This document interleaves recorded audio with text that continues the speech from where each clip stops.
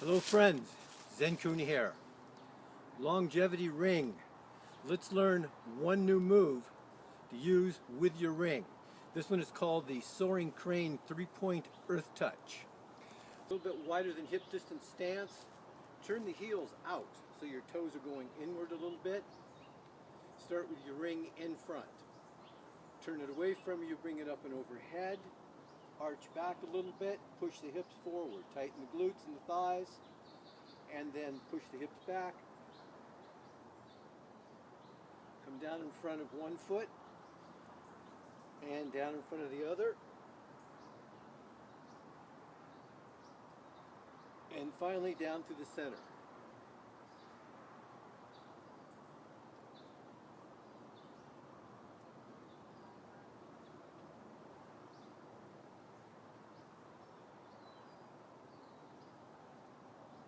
So we have inhale here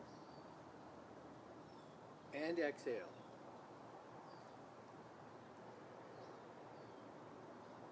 So I'm going in front of my foot,